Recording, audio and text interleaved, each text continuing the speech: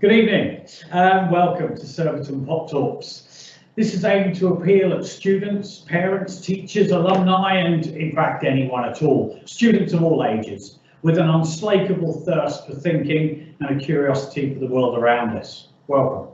I'm Stuart Bird, writer in residence and coordinator of this growing out community outreach programme here at Surbiton High School. Pop Talks is a not-for-profit initiative and all proceeds from this event will go towards local community projects. So thanks for joining and tuning in.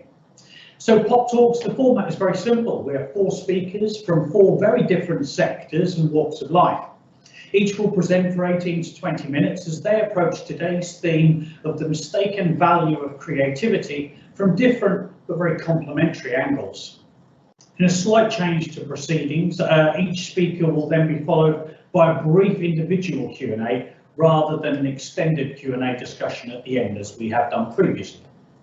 So please do use the chat box to post in your questions. Beside me virtually somewhere sits the wonderful Polly Romold and she'll be assisting in fielding your thought-provoking questions, so please do send them in as they occur to you throughout. And so to our brilliant lineup this evening.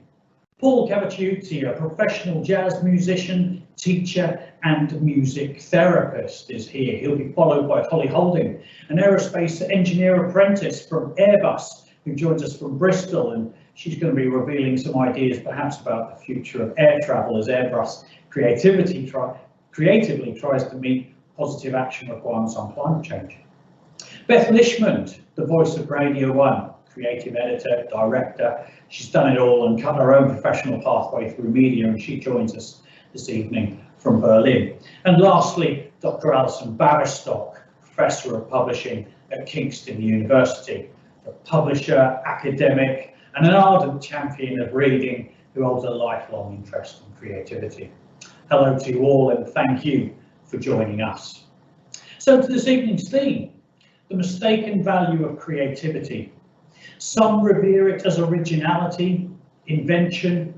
Others consider creative to be almost synonymous with emotional or aimless and impractical, perhaps prone to whimsical, fanciful flights of the imagination, perhaps more idle distraction than any useful destination. Does creativity preclude practical application and logical nous? Science or arts? There's a time-worn wedge that society has driven between the two, isn't it? And with creativity being more heavily weighted at one end of that educational seesaw. Academic or creative? Which are you? Is there a tacitly implied hierarchy in there? Like it's good to be creative, like really super, but given the choice, it's better to be clever? That's much more likely to get you somewhere, isn't it? Is creativity just a healthy way to pass the time, a creative outlet? It's good for a hobby, but maybe not necessarily part of a foundation for a successful career. Is that how we view it? What is creativity? I mean, one commonly accepted definition is the use of original ideas or imagination to create something. In perhaps a small but significant twist, Ken Robinson defined it as the use of original ideas to create something of value. Must creativity be productive? Is it at its best when producing something of value, whatever that might be? How can it best be productive? Some conceive that anyone who has an original idea is creative. That if you seek to find hidden patterns, then you are a creative. Like Alan Turing, would we consider him creative?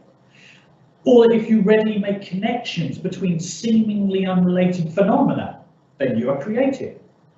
Like Steve Jobs. Or to generate solutions, then you are creative. Like epidemiologists and vaccine developers. Are we mistaken?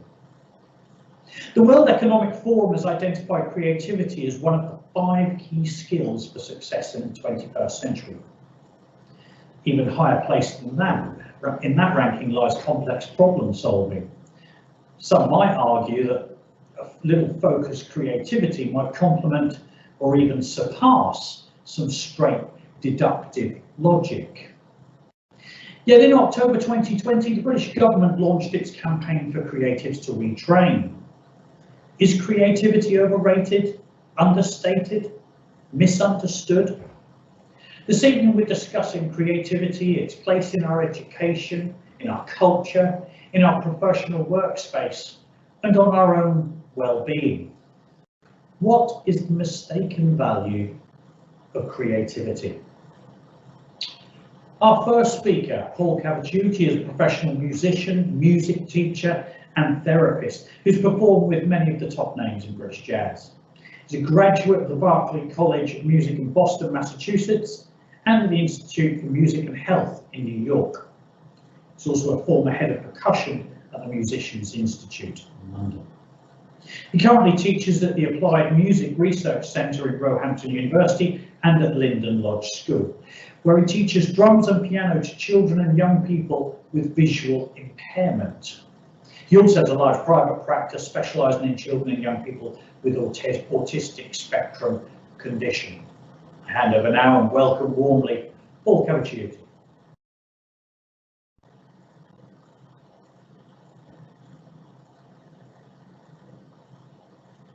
Oh, you're muted. I suppose I should really know to unmute myself when I want to talk, shouldn't I?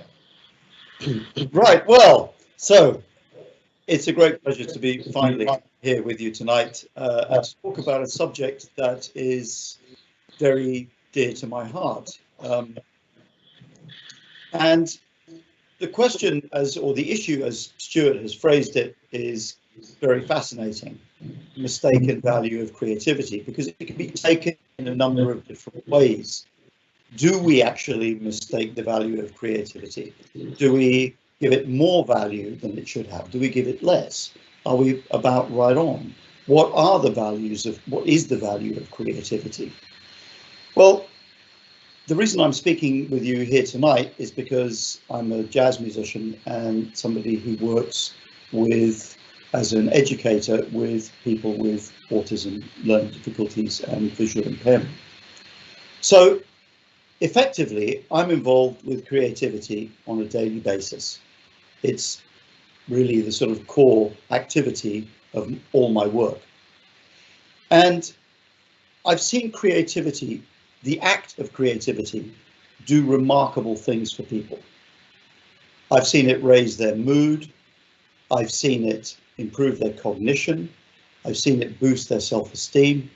And in one or two cases, I've seen it be a life-changing factor, something that they did in a creative context, change the course of their life forever in a positive way.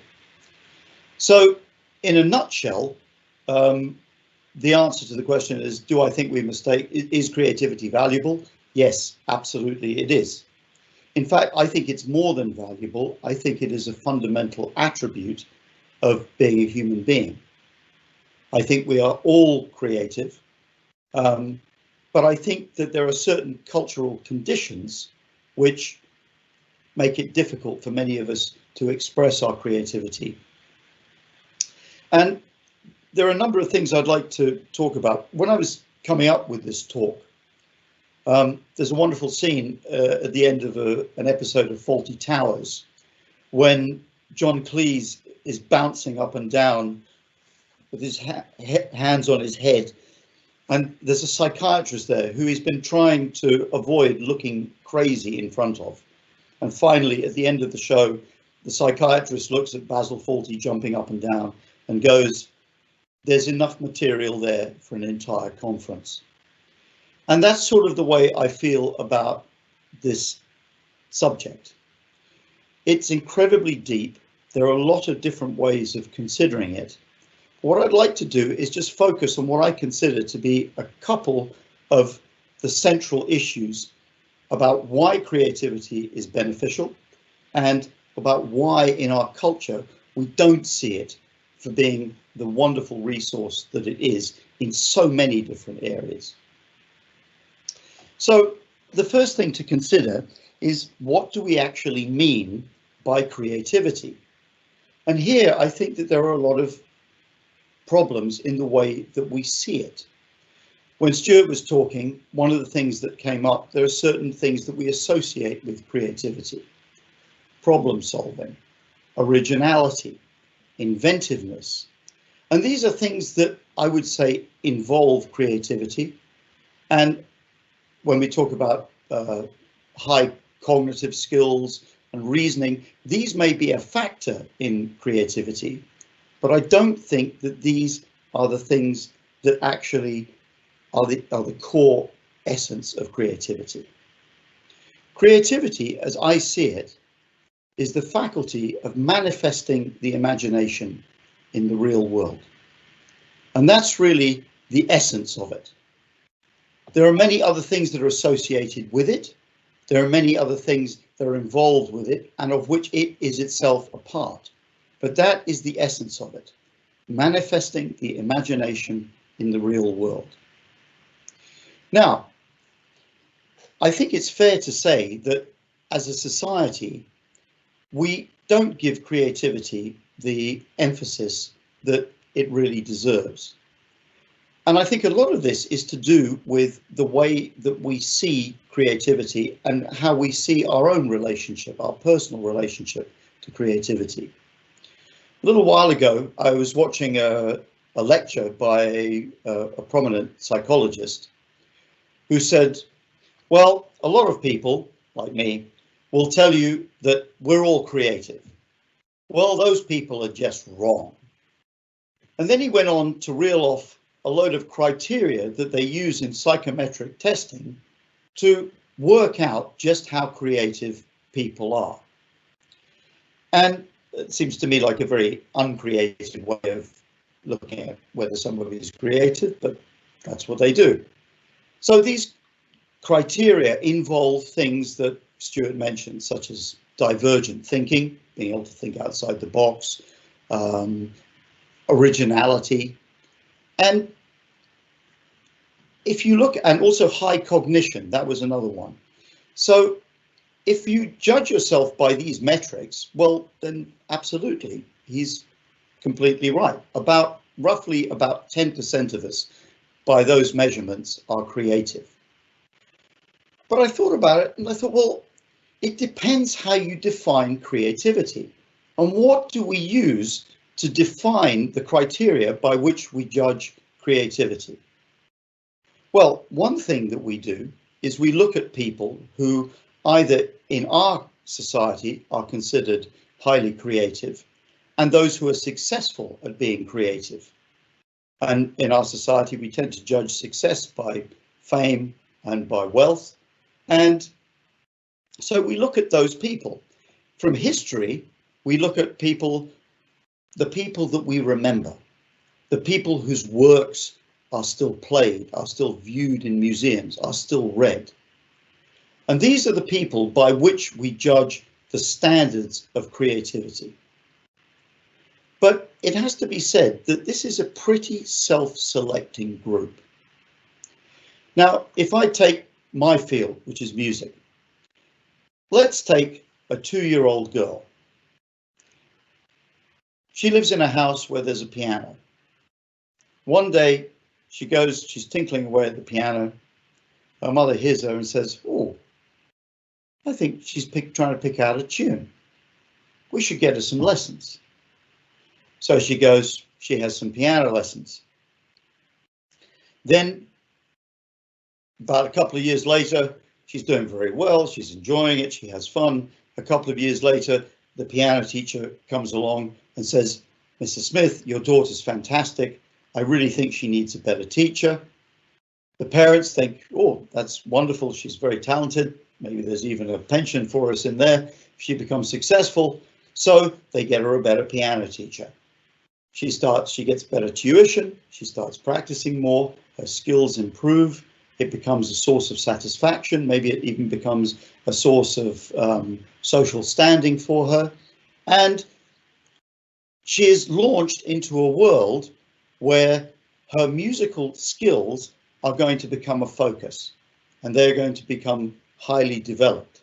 So in summer, she's not going to tennis camp, she goes to music camp, where she hangs out with a lot of people who are as talented as her, maybe more talented, maybe more experienced, with great teachers. And so it becomes a snowball effect. They say, how do you get to Carnegie Hall? Practice. Well, it's not quite so simple. By the time you get to Carnegie Hall, a lot of things have come together in order to get you to that level of skill and that level of creative achievement. And not the least of which being that your natural aptitude happens to originate in a context, for instance, a house with a piano and parents with the means to afford piano lessons, where your talent, your innate talent, your aptitude can be developed. So it's what the psychologist Julian Jaynes calls an aptic structure. An aptitude is not just genetics, it's not just brain, it's not just physical, it's those qualities being born into an environment where those qualities can be developed over time. So when we look at people in history, the people that we remember, the Mozarts, the Isaac Newtons, and so forth, these people are not just 1 in a million or 1 in 10 million. These people are 1, maybe 2 in a generation. And that's one of the reasons why we remember them, because their creativity is so off the charts that their achievements remain and are with us hundreds of years later. But all these people, in terms of the standard distribution, these people are way, way off the bell curve. They're right at the extreme ends. So it's not right to use them as the yardstick by which we measure creativity. The other thing to remember is that creativity, in my experience, the value of creativity is not really in the object that is created. When Stuart was talking about value and the value that society places on creativity, we're a pretty materialistic society. I think that's, some people might balk at that, but I think it's a relatively uncontroversial view. And we like things. We like activities that end in results. We're very goal orientated. And actually, for most of us, the value in creativity lies in the activity, not in what is created at the end. Just because you can't paint the sunflowers like Van Gogh did, doesn't mean that you're not creative. But more to the point, it doesn't mean that you can't get a great deal of, I don't want to use the word satisfaction because it's more than satisfaction, but you get a great deal of benefit from the activity of the process of creativity. And for me, that's actually where it lies. I work with people sometimes who have so many developmental challenges that they will never sing a song. Some of them can't even speak. And yet, you can see tremendous changes that are wrought when people get involved with creative activities, and particularly in my field with music. So we have to focus on the process, not the end result. If you do that, I think, then not only do you end up actually with better results, but you develop the kinds of skills and the kinds of properties, intellectual properties, that you can then transfer to other fields like science or engineering or the things that we really do value very highly in our society. Now, just briefly, Stuart, how long have I got? There's no clock here. So you've got another 5 minutes or so, Paul. Brilliant. Okay, so I'd like to just talk about the one group in our society that is consistently and often brilliantly creative. And I'm talking, of course, about young children. Children between the ages of 2 and 6 demonstrate extraordinary levels of creativity. They will quite happily dance, they will sing, they will bang drums, they will play instruments, they will draw, they will paint, sometimes on the floor, sometimes on the wall, sometimes on the dog. To them, it's all one. They have this wonderful, unfettered creative ability, and they do it without agenda, and they do it without caring about whether what they produce is good. Now that description applies to most of us when we're young. Not all, there are exceptions, but most of us have that capacity. But somewhere between the ages of 5 and 6, that begins to change. And I've seen it with my own eyes. Almost overnight, children start to become inhibited. One week, they're perfectly happy to sing. The next week, oh, I don't like singing. Something has changed. And one way of looking at it is that children, when they're being highly creative, they are unself-conscious, which is to say that there is no consciousness of a self. Now, children do have self-awareness. They have a sense of themselves as separate from other people, and they also have a sense of me and mine. But in the sense in which adults are self-conscious, they are not. And if you look at the activity in children's brains between the ages of 2 and 6, you see that there are two particular types of brainwave that are active. These are alpha and theta waves. And these are the slowest waves in out of the 5 brain waves that we have, or that they have so far discovered. These are waves that in adults we associate with REM sleep, which is of course from a dream, with hypnosis, which is the direct road into the unconscious, and also with meditation and deep relaxation. So this to me is a very fascinating thing. When they hit about 6 years old, you start to see a predominance of beta and delta waves, which are faster moving waves. And these are the waves that we associate with the development of faculties like executive function. Executive function is the technical term for abilities like planning, organization, linear thinking. If A equals B and B equals C, A equals C. In short, a lot of the faculties that we associate with adulthood and being able to function in the adult world. But at the same time as these capacities come in, the capacity for creativity begins to diminish, and it diminishes in about 50% of the students. The other 50% can maintain their creative output if, and this is a big if, it's not crushed out of them by some educational or cultural or societal situation. I once did just to give you an example, I once did a survey of about 100 people and asked them whether they enjoyed singing. And around 75 said, well, I used to love singing until, fill in the event of your choice. My mother, father, sister, brother, best friend told me that I couldn't sing.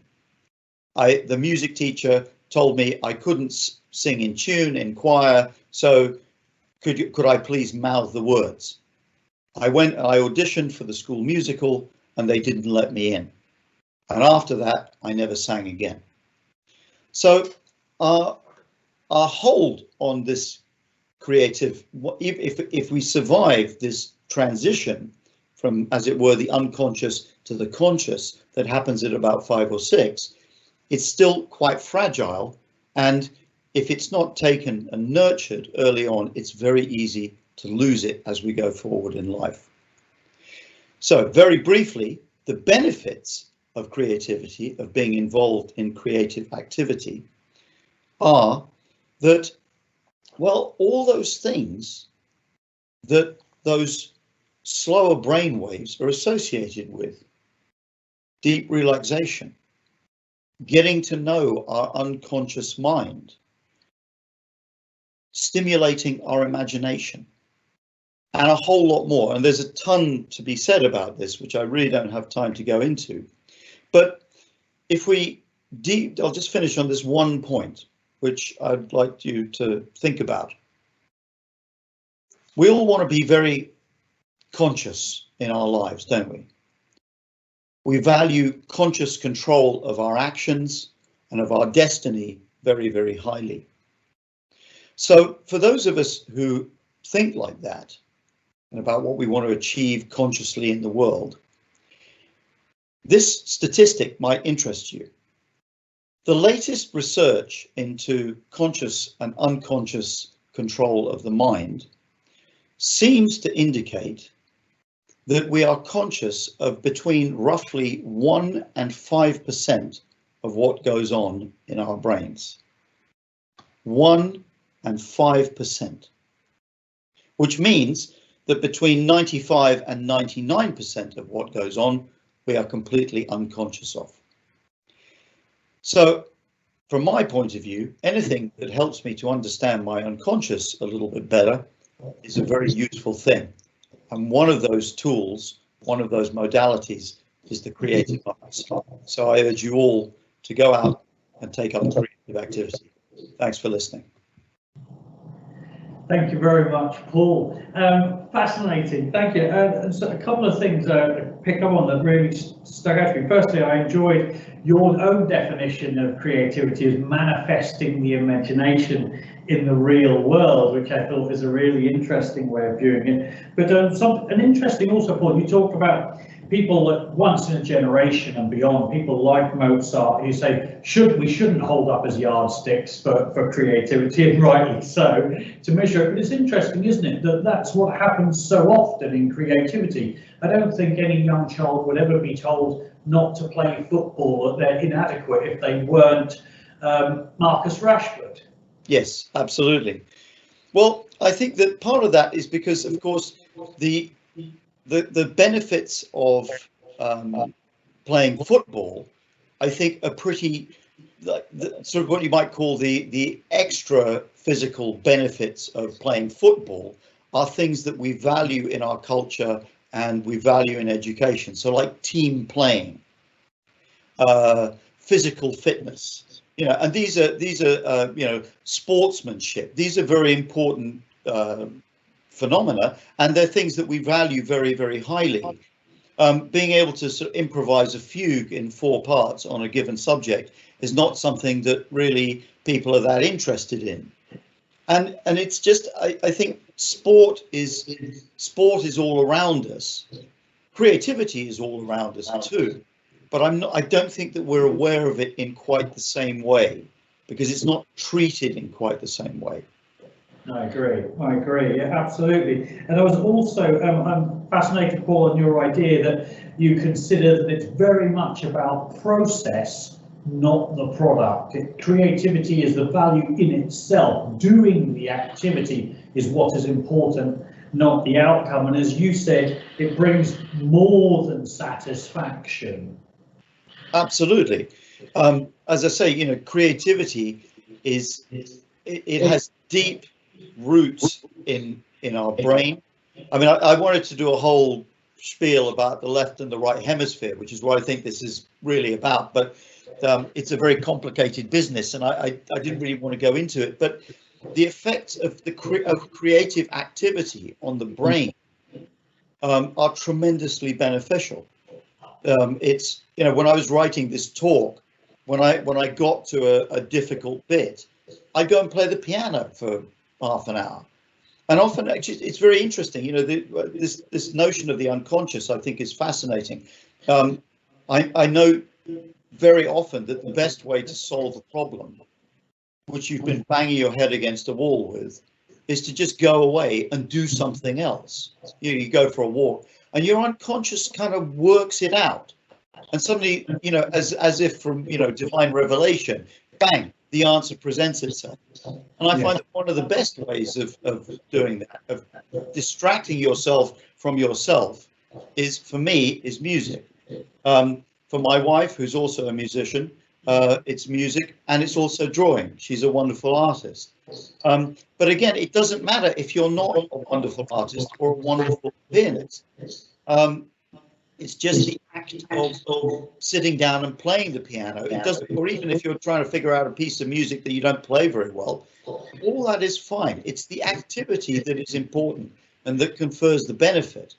But society places the value on the object at the end of it. And that, I think, is a very problematic thing. There's one thing I'd like to add, if I have time, just about originality. Sure. In creativity, we're all obsessed with originality. But if you take a group of children, say you take 10 kids, you put them in a room, and you get them to colour in the same black and white image using the same 10 coloured pencils, I guarantee you that not one of those will be alike. Because they're all different people. They will choose different colours to use in different parts of the... So I'm just going to turn down my speaker a little bit. They will use different colours in different parts of the illustration. They will use different angles with the pen. They will use different intensities. And each one of those will be an original product simply by virtue of the fact that although we, as human beings, we have a lot of commonalities, we also have a lot of differences. And those differences make our work original. And I think one of the worst things that you can do, and what has resulted in some of the worst art and the worst music, is people who are trying to be original, people who are trying to have a voice. And I think that if you just let your own voice come out, it will be original, because it sounds a bit trite, but there really is no one like you. So wonderful. Paul, thank you so much. I'm on the speaker right now. Thank you. Wonderful listening to Paul Cappucci on the process, not the product. Now we move to Holly Holding, our next speaker. Holly is an aerospace engineer at Airbus, following A-levels in maths, physics, biology and further maths. Holly is now fourth year undergraduate apprentice, working in multiple areas of aircraft design and using a variety of design software, 3D modelling technology, alongside gaining hands-on experience in this thrilling industry. She thoroughly enjoys being able to work on new innovative projects that give the freedom to be both creative while putting engineering theory into practice. And let's hear from Holly now. Good evening, Holly.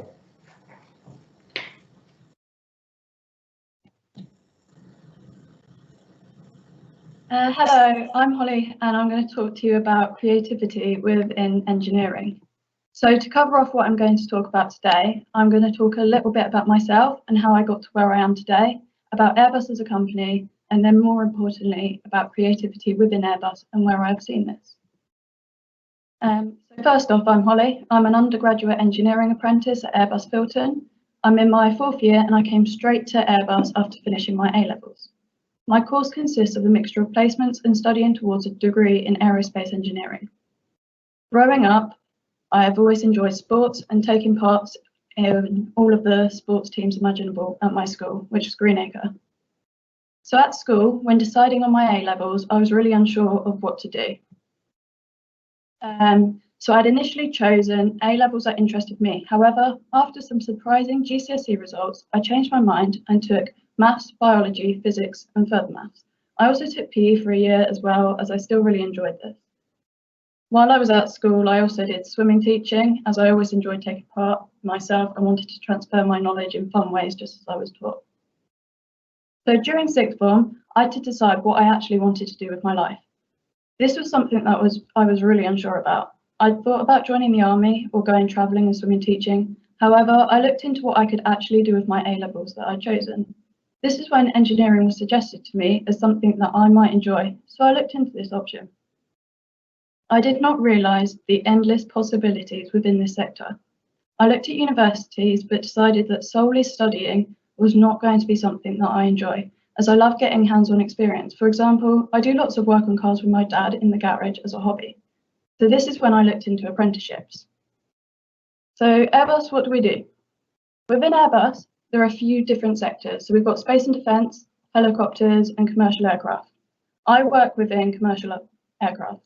These are the aircraft that you would see when you go on holiday. So we do the smaller aircraft from the A220, the new one, and the A320 family, up to the A380. So this slide is slightly inaccurate for today's times, as it is pre-COVID. However, I think the stats are pretty incredible. So every 2 seconds, Airbus aircraft was taken off a landing, and the new benchmark was to get to every 1.5 seconds.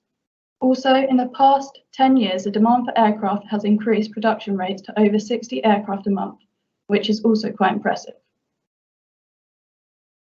So engineering, how is creativity actually used? So for this to fully make sense, we'll start at the beginning. I'm not going to go into too much depth, as this is not a history lesson, but it's a good place to start. So before powered flight, there were hot air balloons and airships, and these are all examples of lighter than air flight. Also, you had kites, parachutes, and gliders. These are known as heavier than air. In 1903, the Wright brothers made a significant breakthrough by creating an aircraft that was the first heavier than air, sustained and controlled flight. This was the first look at an aircraft as we know it today.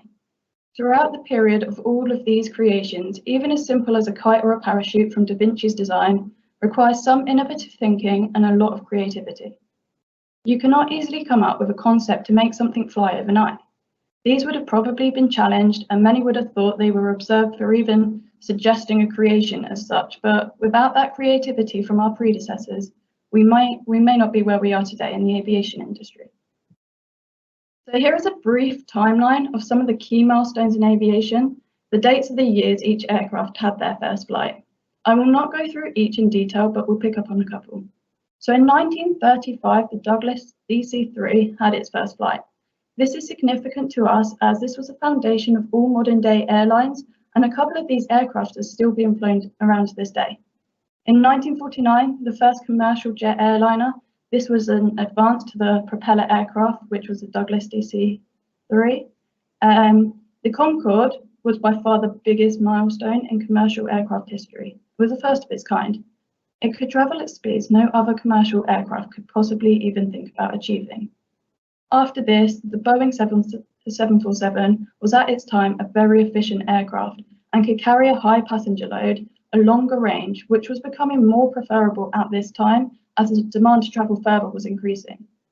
The high bypass turbofan jet engines make the aircraft one of the fastest commercial aircraft still flying today. Since then, we have not seen much of a change in the aviation industry. So all commercial aircraft since the 1960s have had the same look and feel to them. The engine locations may have differed, some mounted on the wing, some on the tail. Also, some are turbojets, others are turbofans. Turbofan engines are typically on the modern day aircraft, such as the A320. There are a couple of turboprop commercial aircraft, but the range is not quite so large, and they do not carry quite as many passengers, so they are not as commonly used. The one standout differing aircraft in all this time has been the Concorde. However, this has not been in service since 2003 and celebrated its 50th birthday in 2019.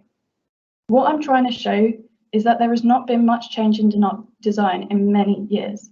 Yes, there have been modifications and new aircraft brought out. You have the A350 and the 777X, which are relatively new aircraft in the last decade. However, these still look similar to that of an A320 or 737, which have been flying around for years. So my current role is in future projects. So these are projects that look at aircraft for in 20 to 30 years' time. My job is to challenge the norm and the status quo. There are many factors that affect new design, including environmental targets being set out by governments. We've got efficiency, demand in the market, and financial factors, among many others. At the moment, the most pressing issue that the aviation industry is facing is climate change.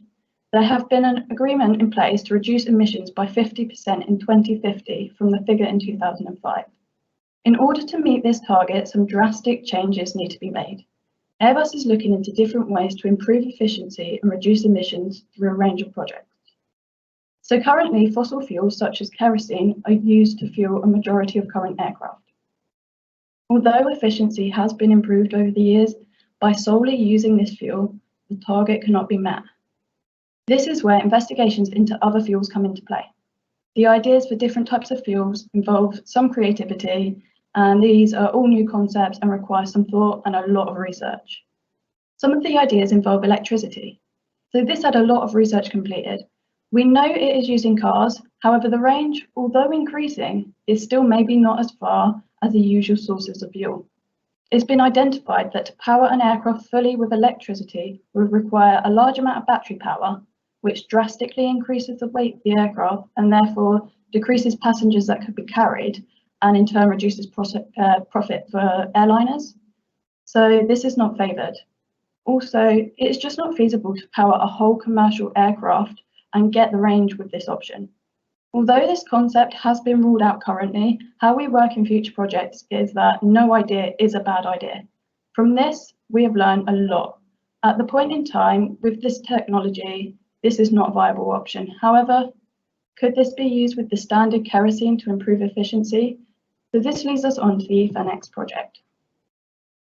eFanX demonstrator was rolled out as a hybrid cross between electric and kerosene fuel back in 2017. This innovative idea is similar to that of the hybrid car. It allows for better range than an all-electric aircraft. It uses one engine that runs off electricity, and the other three are powered by kerosene, which is stored in the wings. The project was due to have its first test flight in 2021. However, the decision was made to shut the project in April 2020. Although the project was stopped, eFanX successfully achieved its three main goals. So launching and testing the possibilities and limitations of a serial hybrid electric propulsion system in a demonstrator aircraft.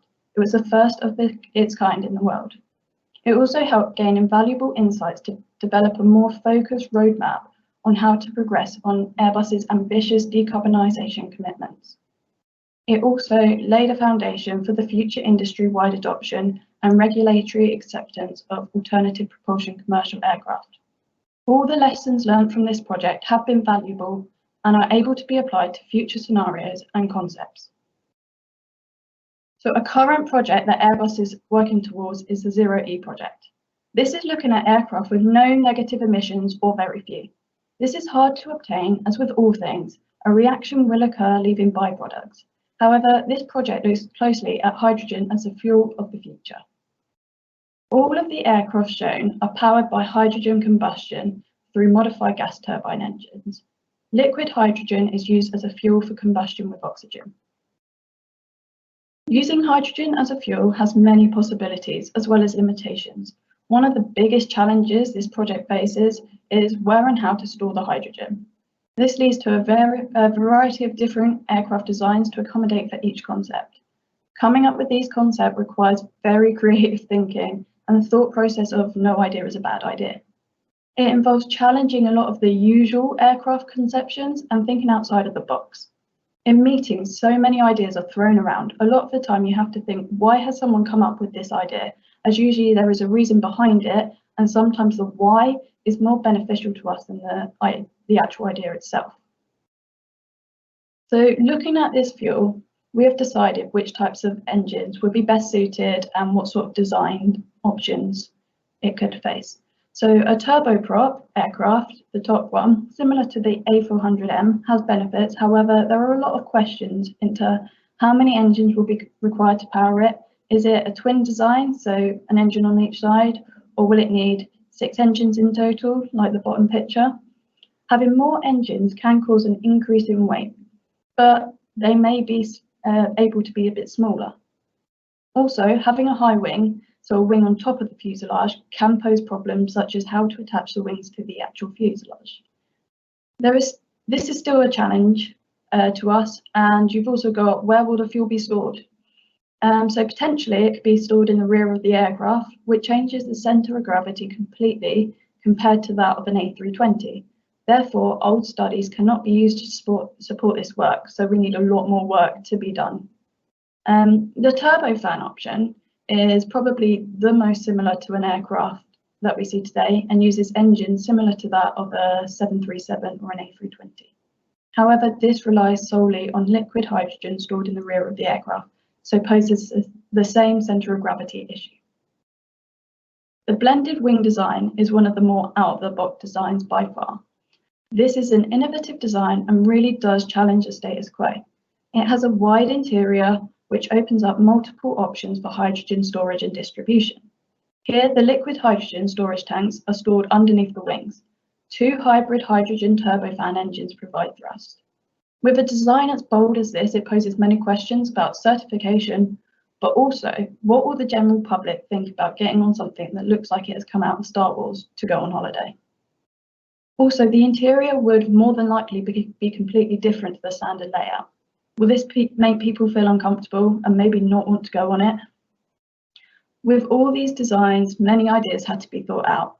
How many engines do I actually need to be able to fly? Where will they be placed? On the tail, similar to that of a Bombardier CRJ series, or on the wing? Will the wing be mounted on top of the fuselage, or is a blended wing necessary? What type of engine will we need? Where will the fuel be stored? There's so many questions. As well as this, there are many different fuel options still to be explored and that are getting researched. So methane, ammonia, biofuels, carbon neutral liquefied natural gases, among many more. The opportunities here are endless. We just need some creative thinkers to pull this all together. So moving off fuels a little bit here, we have the Albatros 1 project. So this looks at making an aircraft more efficient by using something called a semi-aero-elastic hinge on the wingtips, which allows the tips of the wing to essentially flap in flight. So this has many benefits to it, including allowing a longer wingspan, which is currently inhibited by gate clearance at airports. So by allowing the wingtips to fold up and lock in place during taxi, the aircraft can easily arrive to a gate.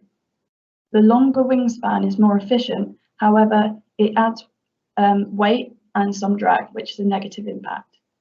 By having the wings on the hinges allows the aircraft to make use of this additional lift while the wings are held out, but when a gust hits, the wingtips are able to be loosened so that they're able to be flapping in the wind and in the gust, which will reduce the turbulence felt here and also eliminates some of the drag.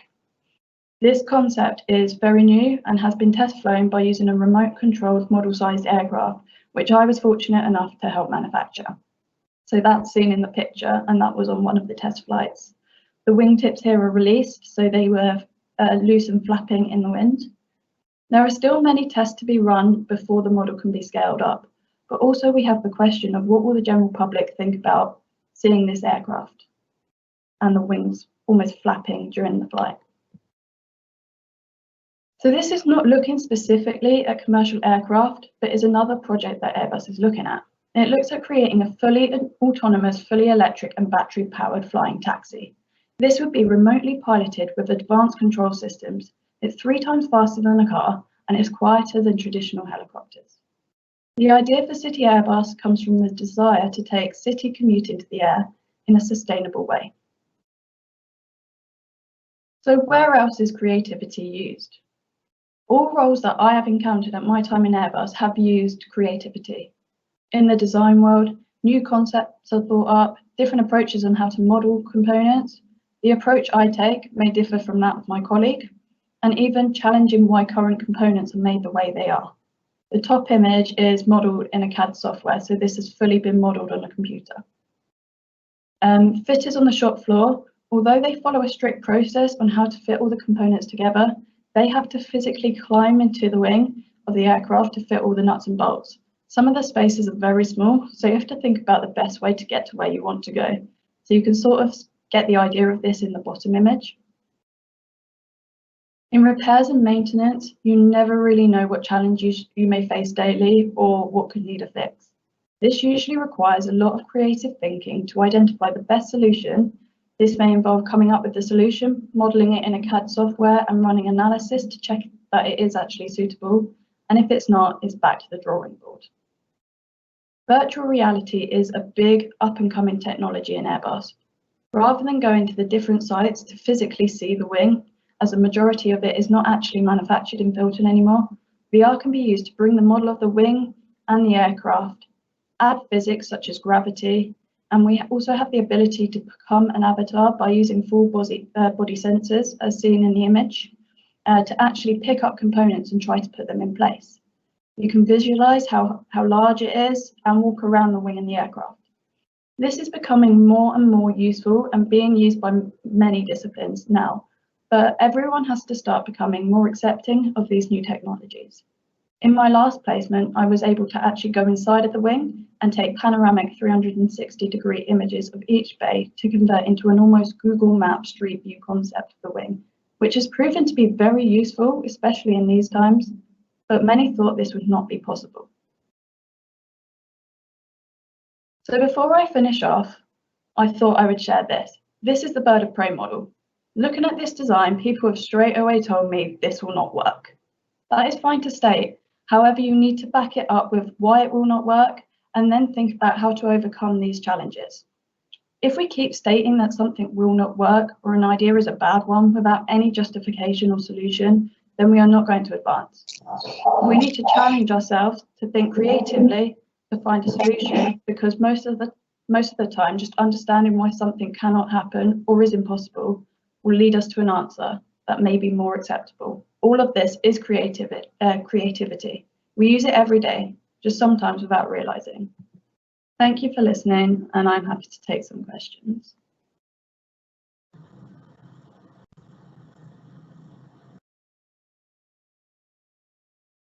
Thank you, Holly. Fascinating and just amazing looking at what you've been working on with some of the futures projects there and just the possibilities of where air travel could go in the future. Clearly an exciting place to work. Tell me, can you give us an insight into how creativity works in your industry in terms of is it a collaborative process? It kind of feels as if it's essential, is it, that you sort of do you sit down and bounce ideas off each other? How does that work? Yeah, so usually most of the time we will physically sit around a table if we're in the office, which we can't at the moment. And we'll all just be throwing ideas out there, because Airbus have some core values, some of which are creativity and innovation. So these are promoted, and we all share ideas openly with the view that no idea is a bad idea, and hopefully we will come to better solutions with this. I love that. I personally feel that collaboration is really important as part of creativity, but also and that idea, but you have to be open to that, don't you? And I think sometimes within a company, we need to promote that ethos, I think, don't you, that you can share without fear. And I'm not sure that's always promoted everywhere. Sometimes competition is perhaps held higher than collaboration, perhaps.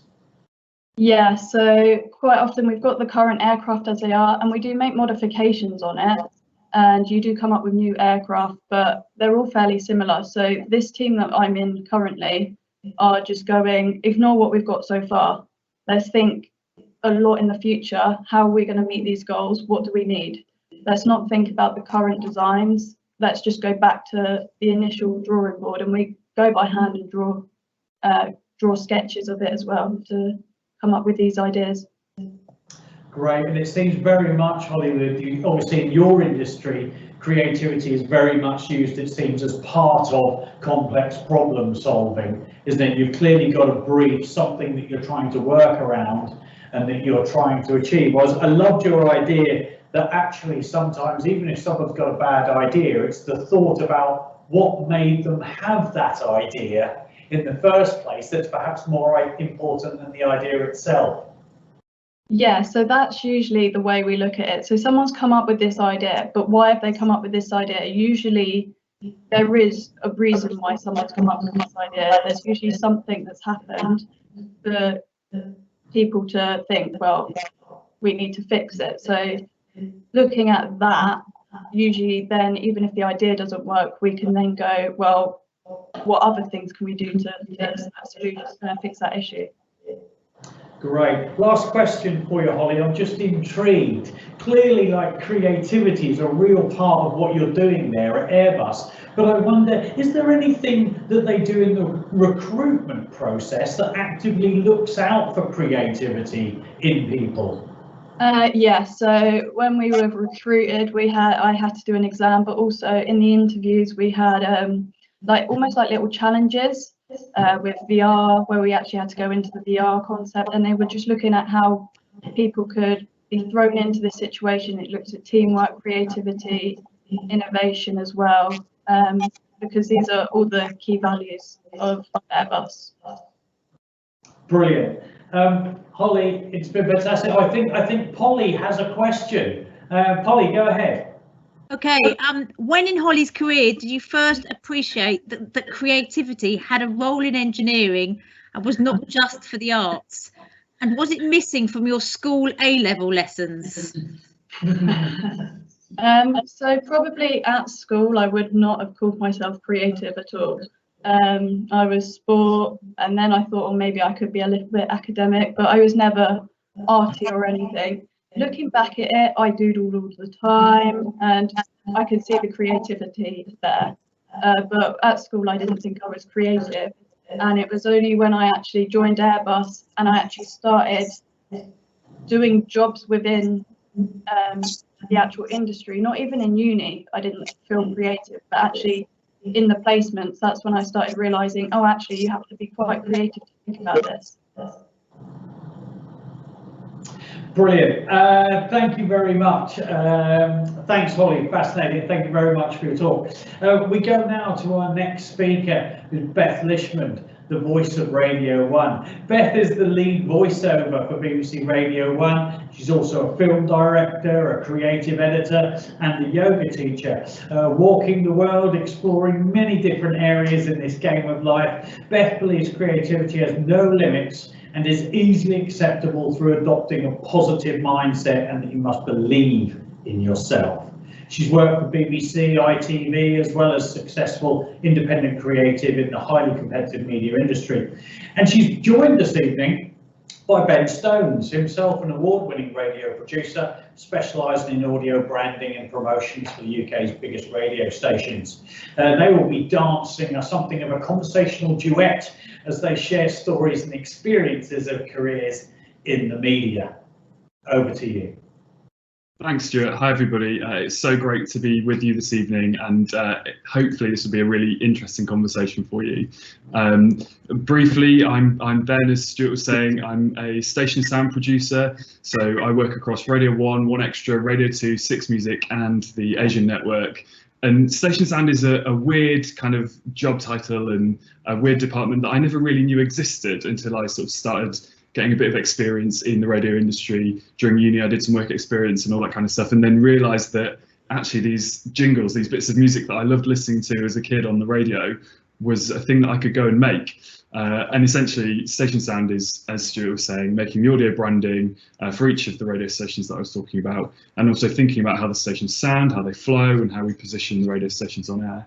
And that was actually how I met Beth. So Beth was at Radio 1 one day in the studio, mixing the audio for an ad that she was creating with Clara Amfo and Annie Mac. We got chatting, and I went away thinking about how incredible Beth's voice was. And I sort of sent in a few colleagues just to go and scout it out and have a chat with Beth and just sort of have a listen, see what they thought. And we all came away thinking, yeah, she's the voice we need. So we dropped her an email. She came back in the next day and did a demo for us, and like literally the week later was on air as the voice of Radio 1 Breakfast with Greg James. It's probably worth at this point just playing you a bit of Beth in action on air before we start chatting, because this will really give you a sense of exactly what we mean when we talk about station sound and also about being a voiceover. So this is an opener for Radio 1's big weekend this year, or last year, just gone. The time has come. Now we're gonna get down. Broadcasting to millions. On BBC Sound. You get ready to experience a festival like no other. And this is how it goes. Are you ready? Let's go. This is BBC Radio 1's Big Weekend. UK 2020. The one for all of us. So as Stuart was saying, Beth's an incredible creative photographer, filmmaker, director, the voice of Radio 1 Breakfast with Greg James, also a yoga teacher. Beth, you're now living in Berlin. You've just finished a series of free web talks on how to break into the voiceover industry during the pandemic. It's quite a list of accomplishments, that one. There's tons in there. I was wondering sort of how you found your route through the creative industries, but also like at school, as Holly was just saying, we were kind of told to pick a career and then you go for it, or you put in a few details on a website and it prints out what your job should be. Mine was like, it told me to be a midwife, which couldn't be further from being like right, if you know me at all. So I was just wondering, yeah, how did you kind of find your way into the creative industries, and did you know what route you were going to take? Hello, everybody. Firstly, hello, I'm Beth. Thanks for the question, Ben, and thanks for the lovely intro. And thank you so much to Paul and to Holly for your amazing talks earlier. They were so interesting. So before I answer your question, I'm just going to quickly open up this space and want to talk to you about something called now or never moments, right? So my life from a young age has been filled with the moments that I call now or never moments. And they are moments where a potential opportunity rises that doesn't usually come around very, very often. And I know it for that. And then secondly, I know that it's a now or never moment because it's really exciting me. In those moments, which is actually, Ben just mentioned that when I came into Radio 1 and they said to me, do you want to audition to be the voice of Radio 1? That was a now or never moment. And for everyone watching, the only response I can give you is to say yes. Even in that moment, opportunity, even if any of that scares you, those are the moments that you have to say yes, even if you're like, oh, like terrified of it. So we'll go back on this a bit later, but I just wanted to open the space up with that because this is going to be a bit of a theme throughout this talk. So my journey, my creative journey, wow, it actually began before I became the voice of Radio 1. I was in school. It was in school. I actually didn't think I was very creative in school. I don't think many people even knows really what creativity is at such a young age. You're still trying to find out who you are, what you're about, and discovering yourself in so many different ways. And I think by saying yes to loads of different opportunities that came my way, like I stacked shelves, I've worked in, a bag shop, I've worked in like a sports club, I've worked in all kinds of places. But every single opportunity and every single experience that I've ever had that's led me up to now has shaped me as a person, has shaped my life experience, right? And it's also done something else. It's built my confidence. So to begin, I went to university and I was doing digital media documentary filmmaking. I stayed in London for my university degree because I wanted to do an internship. I knew that doing an internship during my degree would mean that I would be fast-tracked into a job by the end of my degree. And I knew that just from speaking to other people who had gone through that same process. So I stayed in London and my first job was actually with the BBC randomly. And I worked working on pitching for new radio shows. But I was, an intern, so I was kind of like making coffees and teas and kind of, just nosying and, just being as helpful as I could in those situations. But by the end of it, I kind of managed to leave uni with this amazing experience, and then immediately got a job at ITV, working as a creative. And I was working as a creative for 5 years in their creative department, creating trailers, TV trailers, for all across their broadcasting. And I think when I first started, I was working on things, I was making TV trailers for things like Emmerdale, Coronation Street, kind of like the long running smaller shows. And then by the end, like 4th or 5th year, I ended up working on X Factor and my favorite, Love Island. So that was and then once I'd done Love Island, I was like, right, okay, this is I feel like I've got everything I wanted from here now, so it's time to like move forward and to step out into the next part. Just to say that in that during that period when I was in ITV, I started off as a production assistant, and then I found that there were these jobs called creatives, and what they did is that they edited and they directed shows, and I kept giving my creative opinion when my creative opinion wasn't being asked for. in certain meetings, and I had to really check myself a few times and, you know, stop myself from talking. And there was a job opportunity that came up as a junior creative, and that was my second now or never moment that came up in my life. And I realized that nobody knew there that I could edit. I learned editing in uni anyway, but I knew in that moment that I had a month to create a small showreel. So, and I had all of the accessibility, I had all of the tools in front of me, I had the support around me to do it. So I remember I spent every single evening after working hours, and sometimes I'd pop in on the weekends, and I worked solidly to get this reel done, because I knew that if I didn't do it now, this was not going to come again, and I knew that this was my calling.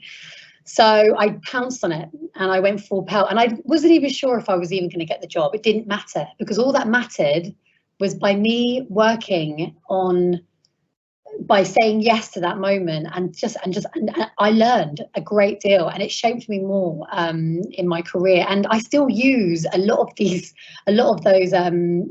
films that I created on my reel. They're still on my website. You can still look at them now, you know, and this is like 9 years ago now, so quite a while back. So yeah, I left ITV Creative, and I ended up I went freelance from then on. I felt like, you know, the eagle was ready to fly the nest, and I started working freelancing for other big broadcasters like BBC and Discovery Channel, and some big agencies like Ogilvy and Adam and Eve. And it was when I was working at BBC Creative that they asked me if I'd like to direct a film for Annie Mac and for Clara Amfo.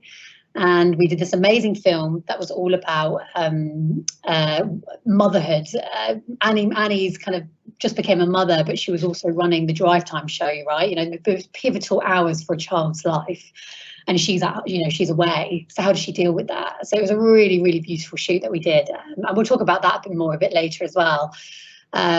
Just because we used all females on the crew, and yeah, we'll talk about that in a bit. But yeah, so yeah, and then it was then that they asked me to do the sound mix at Radio 1, which I wasn't really used to, because I always go to like a sound house in Soho, and that's where I met the glorious Ben. But that was my next now or never moment.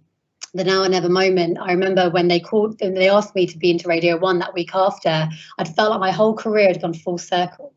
You know, starting off there, and then, you know, 8 years later, I was like back there again. I remember that whole week leading up to that moment, I cancelled all my plans with everybody.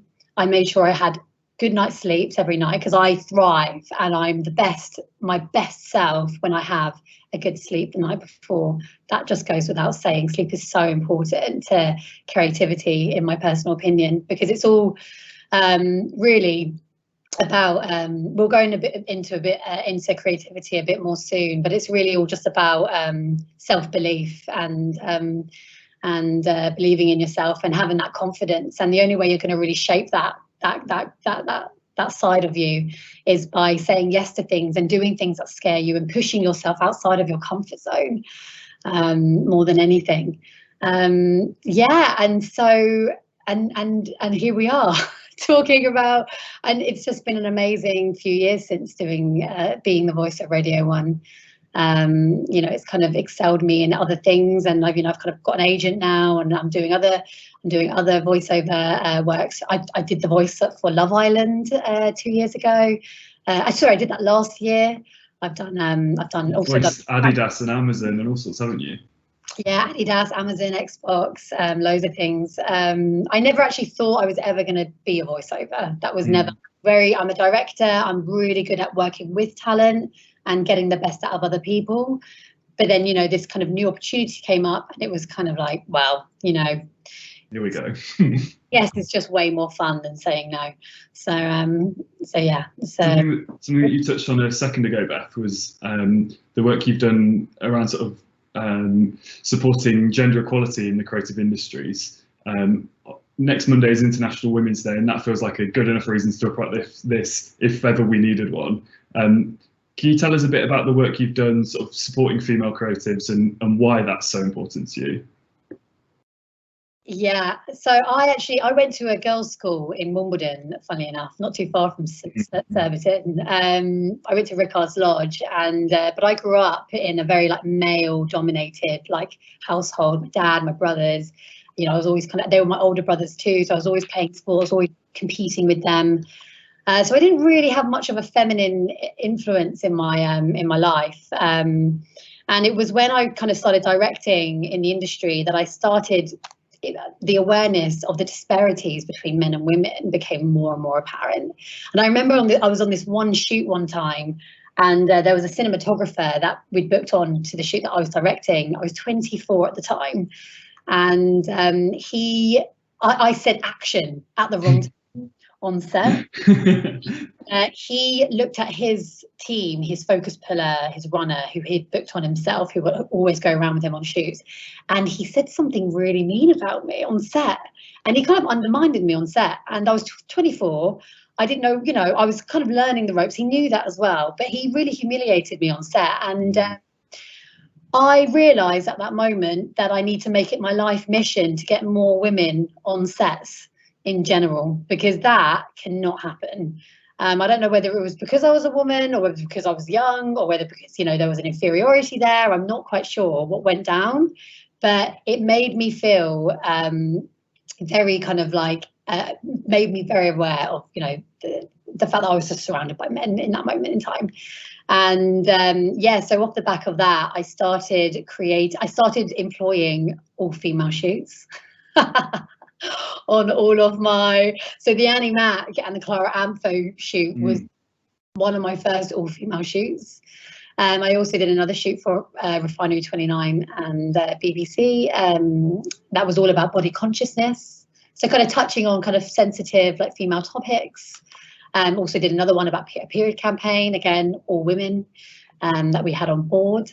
So it's become more of a thread, and actually just from kind of widening in that network in general and just reaching out, I've just found a whole like new, like, you know, lovely list of women now to work with in the future, which has just been incredible. And on the other side of it, I also do workshops. So last year and the year before, I created a workshop called The Building Blocks of Filmmaking for young women between the ages of 14 and 19. And it's just to give all young women a real insight into the entry level into the world of filmmaking, how to set up a camera, where to go about finding cameras, how to find funding, where does an idea spawn from, and also how to look for work in agencies. So there's a kind of like nice connection between agency work and film work also. And what I'm going to do, I'm going to share some of my social media details at the end. So if anybody wants to follow me after this, I'm going to be launching some more workshops super soon. So I'd love to have you guys on board if you want to come and join. They are free as well. Beth, you made a really interesting point in there about kind of hiring from a group that is different to the kind of usual people that get hired. And I think that's what's interesting is that we're kind of taught from a really young age that being creative just means expressing yourself. But actually, like by hiring a circle of people who don't normally get on shoots or are from a diverse or different background, you've said to me before that actually who you have working on a project, they kind of reflect their experiences in what's being produced. Do you think that's important? And I guess this goes to Stu's point about collaboration, like working with more than one person at once rather than you just bringing your own experiences to everything. Because creatives in agencies tend to work in pairs, don't they? You don't necessarily work as an individual creative. That's a really, really beautiful point you just made there, Ben, because creativity in my eyes is fully about vulnerability. It's about how honest are you with yourself about who you are. It's about really pouring your own heart into the work that you do. I did a music video, for example, last year during lockdown, and I was going through a breakup at the time, and I just couldn't help but just to pour some of this vulnerability that came with the breakup into this music video. So I had this moment in the video where we opened up the trash on a computer, and it was full of all the things that my ex made me feel like, and then I emptied the trash. So it's kind of like, you know, it's very, but that's just a small example, just in my own experience. But I think when you're working with such a different range of people from different backgrounds and different experiences, every single person is going to bring a whole different level of vulnerability and ideas and experience to the table. It is all about collaborating, and you know, I'm a big believer. I don't believe in people say, "Oh, you keep your ideas to yourself," and you know, I'm a big believer in sharing your ideas. You know, when somebody says to you, the legend says, "Making a wish, you shouldn't tell anybody your wish because then it won't come true." I believe that. I think you should tell everybody your wishes, because you need to speak that stuff into existence. You tell every single person what you dream about, and that's like that, and then you can speak your dream into a reality. It's standing on the shoulders of giants as much as anything, isn't it? Because if you're working in a team of incredible creatives, the likelihood is if you come up with an idea, the person sat next to you can help you build on that idea and make it 10 times better than it would be if you were just kind of circulating it around your own brain. And I know that's certainly the way that I've experienced it. And when we've launched, say, shows on Radio 1, when we've been trying to come up with creative treatments for campaigns, like if one of us comes up with an idea, the next person adds something on, and the next person adds something on, and you end up with a campaign that is much stronger than it was ever going to be, or you can really kind of hone down on what the kind of key part of it is, or that kind of thing. So you're absolutely right that yeah, you should just share away with everything. I think for me, in terms of kind of unlocking my creativity, I find that actually having a really clear brief is super important, and I sort of thrive on knowing what my limitations are. So I wonder whether you work the same, or whether because obviously everybody comes at every creative project slightly differently, and I like to know, what am I doing, what's the reason for it, and what's the kind of what's the point of this campaign, promotion, creative project? Are you the same, or do you like a slightly more open brief? I can work both ways actually, but I prefer working within a brief. I think sometimes people say that briefs are full of red tape. But I actually think when you're kind of given this red tape, you get given this parameter to start thinking outside of that. Yeah. You know, I think I think when you kind of have parameters to work within, that's the problem, right? That creates the problem. Yeah. So with every problem, there is a solution, and it's your job as a creative to carve out what that solution is within that. And there is always a solution to everything. You know, it's polarities. You know, to the left there's a right, to an up there's a down. You know, to a liberal there's a conservative. You know, you can't. There's always a polarity. So whenever you see a problem that's just given to you in a brief, then that is your opportunity to go and find that solution. And that's what jobs in the creative industries are, aren't they? We're not just sat making things because we like to make stuff as much as we like to sit in the studio and piddle around with some audio or make a video. Like, ultimately, creative industries are problem solving. You're answering a brief for promoting something, or selling something, or doing something, and that is what creative industries are all about. But I think kind of other people have touched on this today. Creativity isn't just doing the kind of artsy things. The scientists that created the vaccine for coronavirus were creative because they had to take bits that were in other vaccines and put them all together to make a new thing. Like, everything is creative problem solving, and I think that's really important way of thinking about kind of being a creative person, if you see what I mean. I also think that you will never solve everything. I think also that, you know, I think a big part of it also is being ready to fail a million times, and knowing that you're never going to get it right every single time.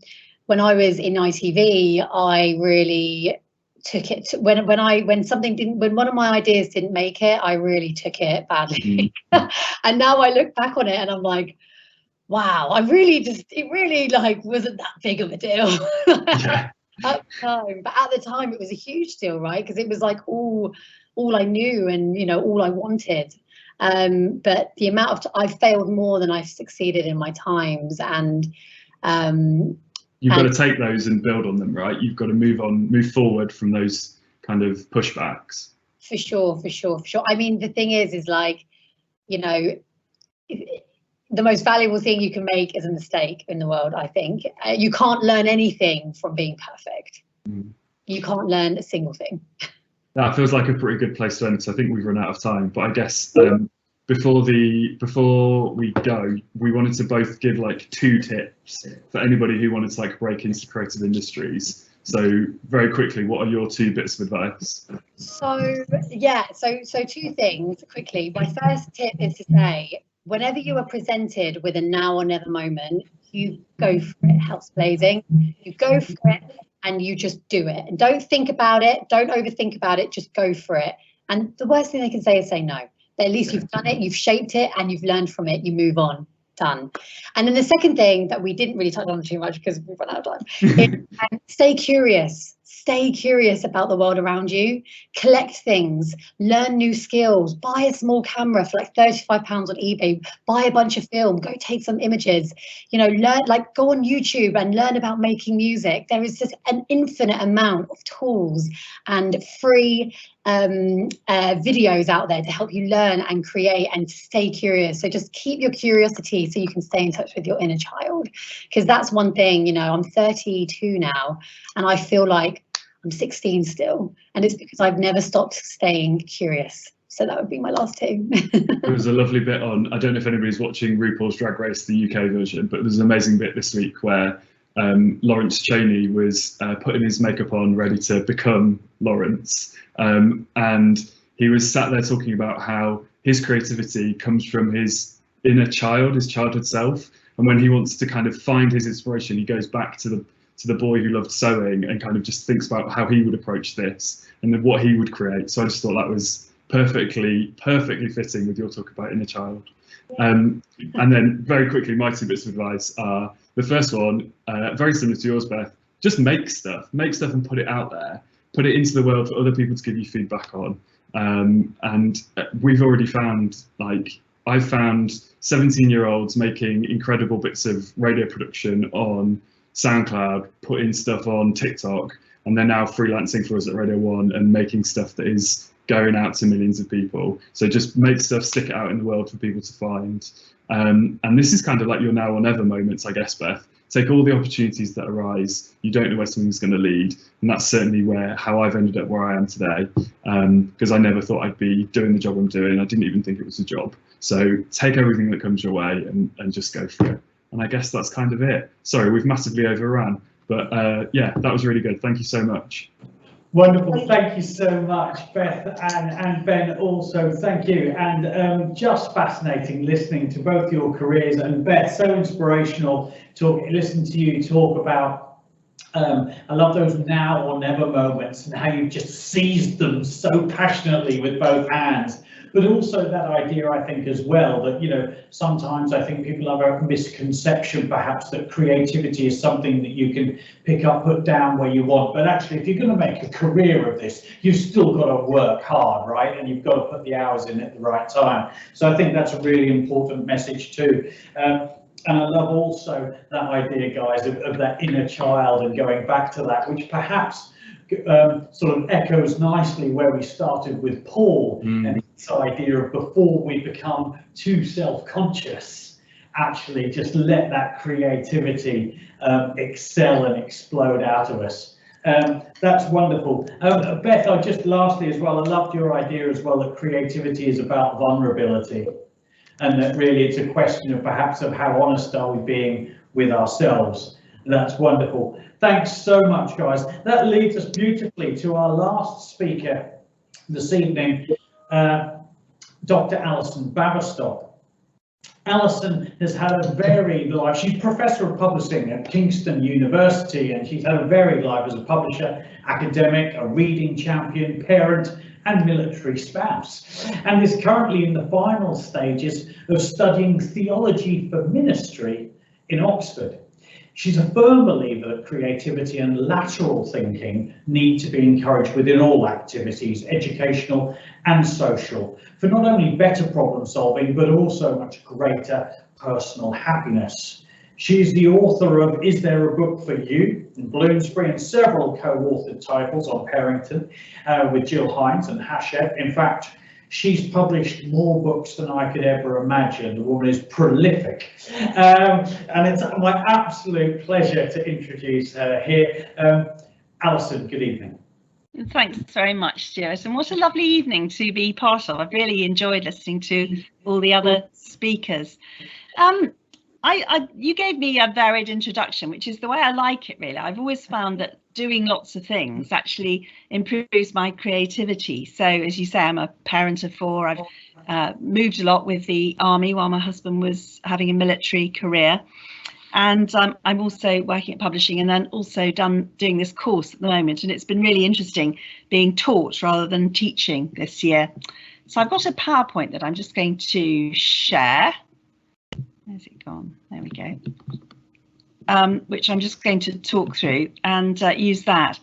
So that's, and I really like the way Paul interrogated the title right at the beginning, the mistaken value of creativity. And I'm going to stick with his view that actually it's our mistaken concept of how it's not as valuable as it should be, which is my sort of theme. And there's a picture of the college I'm at the moment in Oxford.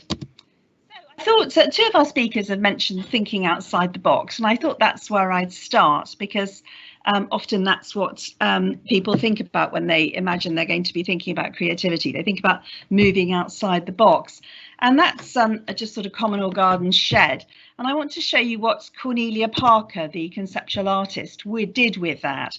So she had a garden shed taken to the middle of a field. It was filled with the sort of things you find in garden sheds, like lawnmowers and old hairdryers that lost their plug. And she had the army blow it up.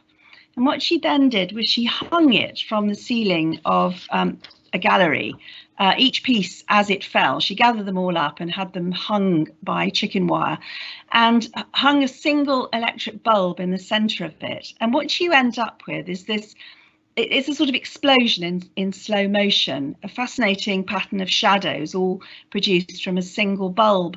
And I've used it quite a lot in teaching, actually. I've used it to demonstrate creativity in action. I've used it to demonstrate copywriting, so that instead of describing a shed, you describe the energy it can give or what it can do if it's released from its natural format. And I think I show you this because I think getting inside the mind of a creative person is a really good way of boosting your own creativity. And what I want to talk about is my career really has been loosely linked with education, whether as a parent taking 4 children to school or now as a university lecturer. And I think creativity is something that should be absolutely important to every aspect of life, not just the education that we get at school. Interestingly, Cornelia Parker, who I became a bit of a fan of, went on to, she was the person who put Tilda Swinton, the actress, in a glass box in the Serpentine. Or she also tracked down the guillotine that executed the French king and chopped a baguette with it. And I think you don't need to see her ideas to just feel a bit more creative hearing about them. Okay, so I thought I'd give you the 7 ages of man, really, the different stages of creativity in education, and then obviously leave time for some questions at the end. Now, I think the key to creativity really for little children is just to talk to them, to ask them questions, to read to them. Just to give you, I put that picture up, obviously books as a form of publisher are very important to me, but when a child is sitting in front of you reading, their brains are having to work much harder, because as you read, they can't see your facial expression, they can't lip read, so their little brains are having to work much harder than usual. And one of the reasons for accepting invitations to do talks like this is to learn things. And this is a talk that I heard when presenting at a conference, must be 15 years ago now, but it was the most staggering piece of research I'd ever seen. And what they'd done was brain scanned children who had been in Romanian orphanages, who were getting very little stimulation. And they discovered that in children who had been in orphanages and not had much stimulation, there were actually gaps in their brain development, so that those connections are made early in life. And it's things like reading to a child and talking to them that makes the brains join up. So it's massively important to stimulate children. I thought I'd just share this quotation with you.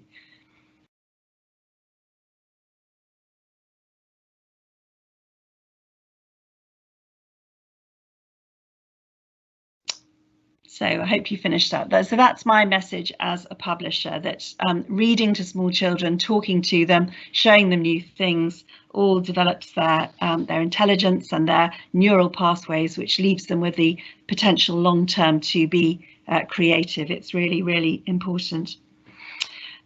Paul mentioned primary schools and how children there are instinctively creative in nurseries and primary schools. And it's certainly my feeling as a parent, having observed this, that I don't think it's the fault of the teachers. I think there's just too much testing in the system, because education, as far as I'm concerned, is a human process, not a mechanistic one.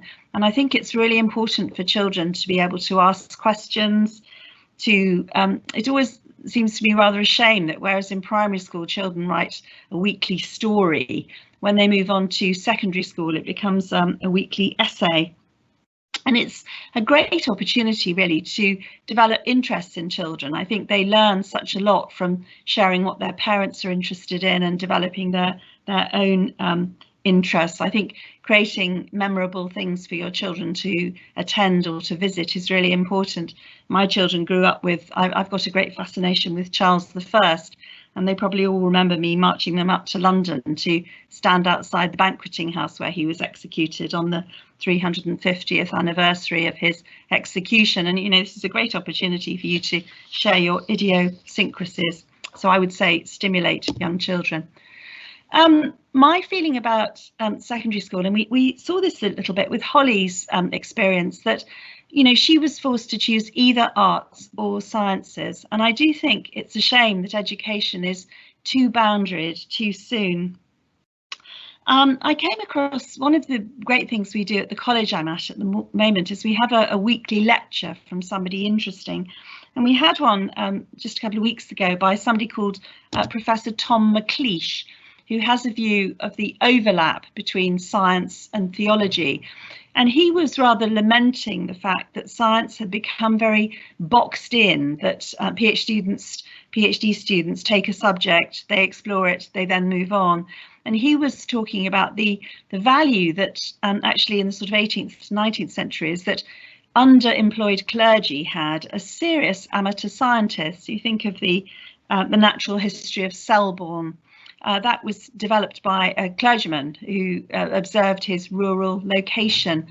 And this is Tom McLeish, who was giving this talk that I heard, talked about the importance of creativity and reason together, not reason alone, and starting to see the world as poetry rather than prose. And I think, you know, this is really good thing to be thinking about. And just to echo what the other speakers have said about the importance of diversity and Holly in particular talking about science within creativity, thinking of new formats for aeroplanes, new wing mechanisms, and looking back to natural history, which was very interesting. I teach at Kingston University, and that's me on the end with some of my publishing students a couple of years ago.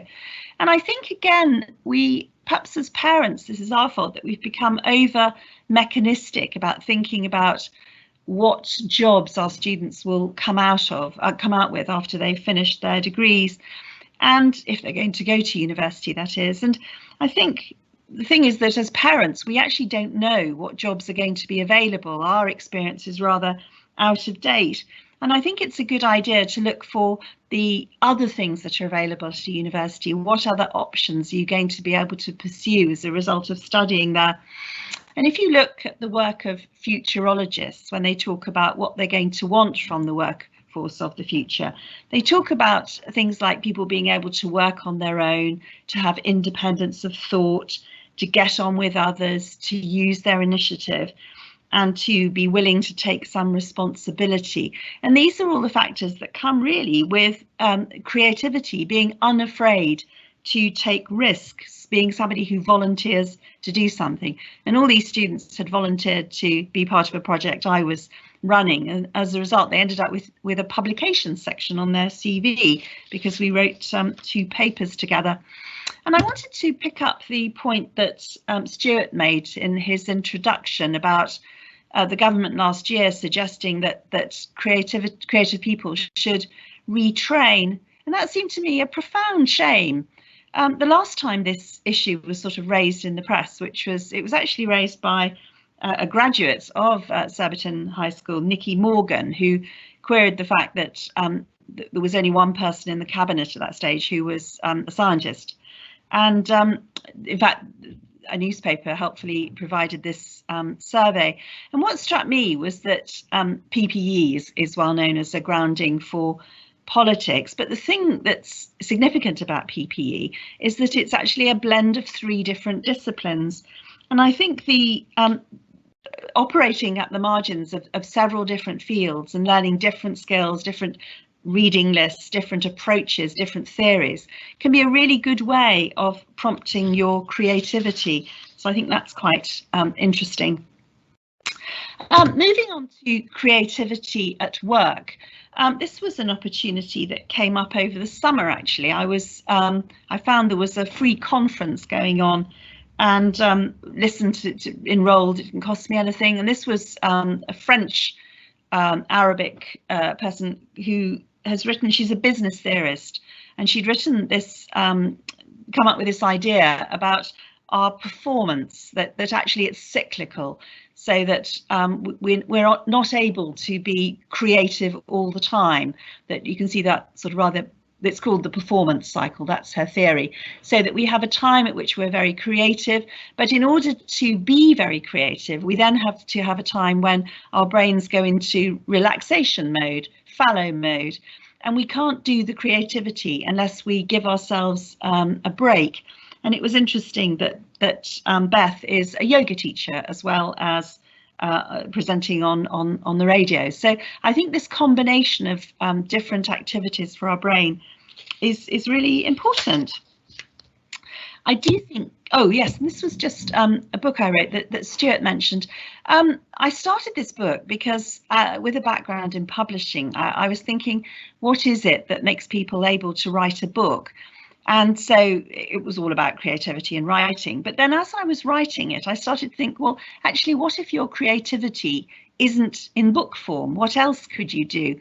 And I did a sort of series of roving interviews, quite a few actually in Kingston, whilst watching hockey matches where my children were playing. And what I asked people is, where in your day-to-day life do you make creative decisions at work? And it was a really interesting, I think people really enjoyed it. They enjoyed being asked where they were creative. But I had somebody who was a compliance person within a bank, and which might sound a fairly dry job. And she said to me, well, the thing that really gives me satisfaction is when I can explain to somebody a process that needs fixing without them taking offence. So in other words, she was turning how to get a message across into a really creative assignment. So that was a learning thing for me, that it isn't just about creating books or creating paintings. You can actually be creative in the way you talk to your colleagues or the way you write a report, if it's something that then attracts their attention and motivates them to want to take part. I do think learning should be lifelong. I mean, I'm operating as an example of that at the moment by taking a full-time course and a year off from working at the university. But this is my book group, and there's one Surbiton High School parent there. I don't know if anybody knows Jackie Steinitz, but we are constantly challenging each other with books that you wouldn't necessarily choose yourself to read. This is our annual Christmas dinner when we have a quiz as well. But I do think the more things you get involved in, the more creative you feel, that life does tend to cross-pollinate. So those are my ideas. I wanted to go on to just give you 5 top ideas for feeling more creative. So these are them. I think it's really important to focus on something beautiful. And you know, now we have the internet, we can find out more. I'm going to give you examples of all of these. There will be more pictures, don't worry. The second thing, just to look at something from a different point of view. I think TED Talks are a fantastic resource for looking at new ideas. I think breaking the routine is important. And then finally, I would really, really stress the importance of daydreaming. I think that's very important. So just running through these in order. This is, I think, absolutely beautiful. It's a painting I'd wanted to see for a long time. It's in Sicily, actually, and we finally got to see it the summer before last. It was painted unbelievably in 1474. I think it looks really modern. I think it looks like a lot of the, I don't know if anybody knows the work of Brian Organ that's in the National Portrait Gallery, but he painted the Princess of Wales, and he's a very well-known portrait painter. I think this looks really like it. I couldn't decide whether I preferred the crop shot or the full length one, but that hand has been described as the most beautiful hand in art history. It's just sort of vaguely fluttering. So I think look up something beautiful. Have pictures on your walls, have postcards, have beautiful things around. Art galleries may be closed doors, but their collections are very much open, and it's possible to be examining their collections. So my second top tip is to examine a different point of view. John Ruskin was an art critic he was the person who discovered the Pre-Raphaelites. And I just think this is so important. Perhaps my hearers may occasionally have heard it stated of me that I'm rather apt to contradict myself. I hope that I'm exceedingly apt to do so. I've never met any question yet of any importance which didn't need, for the right solution of it, at least one positive and one negative answer. I think that's a really good thing to think about. I do think that the media perhaps today is too polarised. We tend to have one view and another one presented, but to think it through from a third point of view is a very good idea, or to try and get the understanding of how somebody who feels differently to you might approach something. It might not only make us feel more creative, it might promote world peace. My third tip is to listen to other media. TED Talks. Actually, somebody has already, I think it was Stuart, mentioned Ken Robinson, who very sadly died at the end of last year. I'm a massive fan of Ken Robinson. I think his approach to education is so inspiring, so interesting. And actually, he was one of the first people who provided a TED Talk, and it's actually the most watched TED Talk to date. So do consult TED Talks, and when you finished one, if you look to the right, they make other suggestions that you might also enjoy. And this great quote here from Ken Robinson: if you're not prepared to be wrong, you'll never come up with anything original. And I think that's really important. I noticed, absolutely agreeing with her, that Beth mentioned that failure is really important.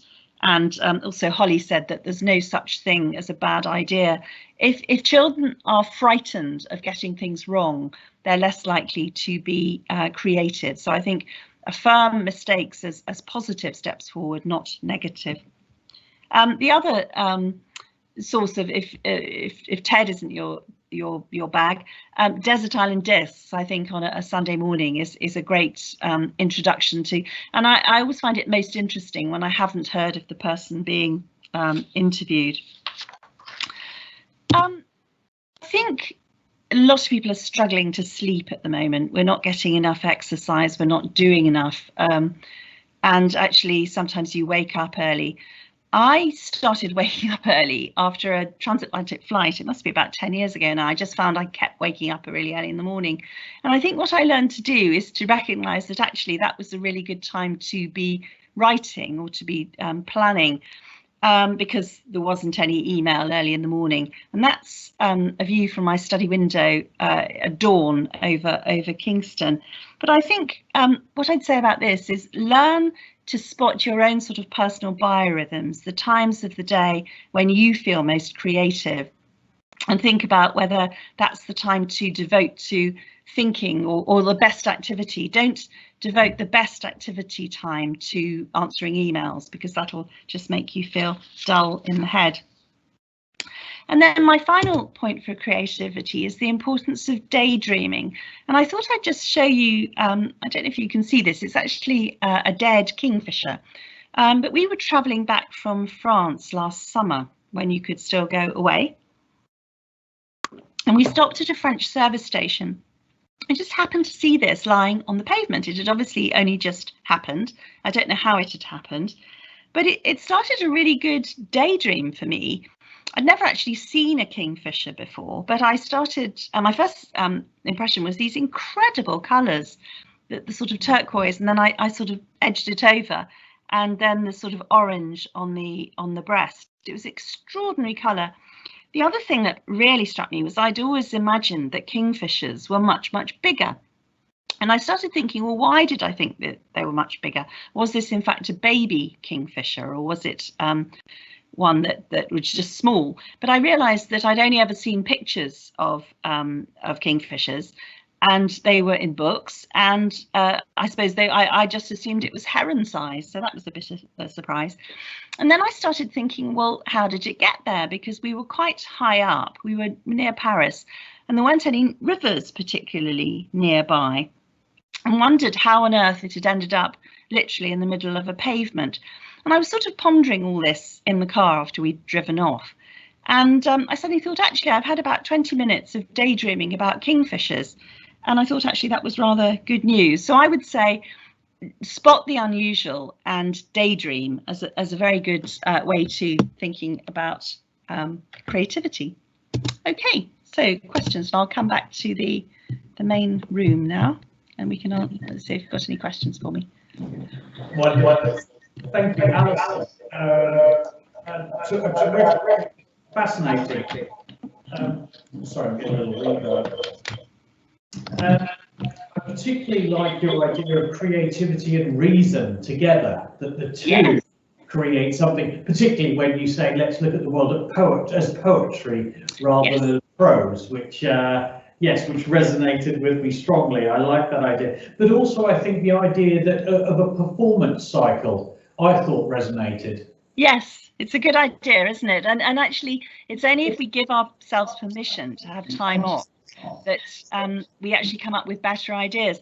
For example, I've always liked running, and one of the reasons I like running is I spend a lot of time on screen sort of writing things, and actually I find when I'm running I can't think, I can only concentrate on where I'm running, and so actually that always when I come back for a run I have good ideas, but they wouldn't happen if I didn't take the fallow time to kind of refresh my brain.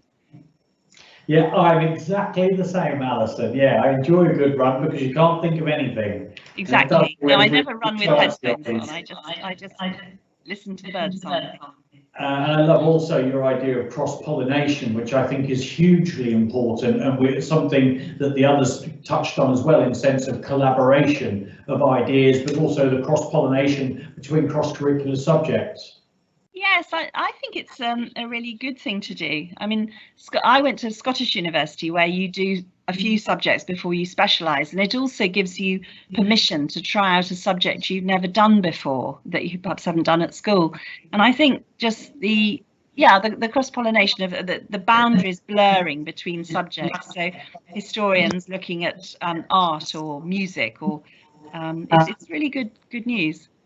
Yeah, there's a great TED talk, you mentioned TED talk, and I think it's Tim Harford, if I remember right, he's talking about creativity, and he talks about what he calls slow motion multitasking, that to have 3 or 4 or numerous projects on the go that you can pick up and put down is very useful in terms of recharging and opening up different areas of the brain. No, I think that's really true. Yeah, and also talking to people from a different disciplinary background, I think can lead to some really fruitful conversations. And that's happening increasingly within science, that they put together several people from different fields to actually work collaboratively. And I think that's what's happened with the vaccines. You've had people from different areas collaborating. Alison, I'm going to just return to Paul in one moment, if he's still with us, because we did get a question that maybe come into Paul. I'm going to ask you first, if I may. You've spent a life in and around education. Do you think that 4 years old and having a rigid education system at such a young age stifles creativity, or is it the right way to promote it? And I'm going to ask Paul that in a moment also. I think it's the wrong way to develop children. That if you look at developed nations and their literacy rates, we have one of the earliest ages for starting school, one of the lowest literacy rates. That if you look at Scandinavia, that do masses better than us at literacy. they start school properly when they're 6 or 7.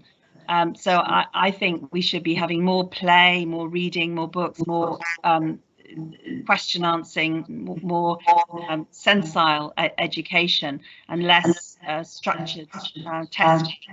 Very much think that. Wonderful, thank you, Alison. Let me turn to Paul. Paul, just we did have a couple of questions came in. Sure. And that is one. What is your views on our education system and starting so young with such a rich system? I'm with Alison. I think it's. Can you hear me? Yes, absolutely. Yes. Yeah, I'm with Alison. I think you know, this very enforced, rigid curriculum at a very early age is. I mean, just not to put too fine a point. I think it's quite destructive. I also think that one of the things that we could have explored a lot is the role of play in developing creativity. You know, there's a lot of research that has gone into the effects of play on the brain, and in fact, just how usage of the hands in 3 dimensions, children playing with blocks. And so, I mean, I think Alison talked about it when you were talking about the brains of orphans in orphanages in Romania who didn't get a lot of stimulation, that their brains develop differently. And I mean, I loved what you said about reading. One of my earliest memories is being read to by my mother, and she used to do that to me a lot. And I think that was immeasurably helpful in helping all kinds of things, because when you read, reading is not passive. You're engaged, your imagination is engaged. So, you know, reading, I think, can be very much a creative act. And so I think, you know, yes, absolutely. I think kids should be allowed to play.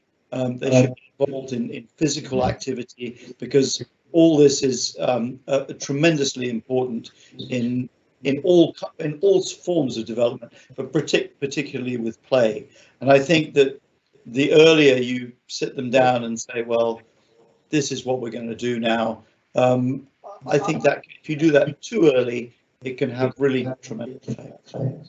Wonderful. Thank you, Paul. Thank you very much. And thank you once again, Professor Alison Baverstock. That leads it just for me to draw us to a conclusion. And however you define creativity, I think we can see there is certainly a value of creativity is evident in everything we do, isn't it? And we are all certainly creative, perhaps, if we allow our inner child to come out. And an education system that gives time and space, and I think importantly permission, as Beth said, to do that, to a positive mindset, to allow ourselves to fail, to allow ourselves to explore, and we can see where creativity really abounds. For me, creativity is a question of how we choose to look at things sometimes. And certainly for me in my writing workshops, I always encourage students to think not what is it, but what could it be? And I think in that way, there surely lies a great deal more imagination, more fun, and a great deal more potential. Not what is it, but what could it be? Like life, like us. A very big thank you to our speakers, Paul Cavacciuti, Holly Holding, Beth Lishman, and you can follow Beth on Instagram at Betty Lish. Make sure you can check out the workshops that she's doing for free, absolutely amazing. To Ben Stones and to Professor Alison Baverstock, thank you to you for joining us. Take care of yourselves and take care of each other. Good evening. Great. Thanks very much.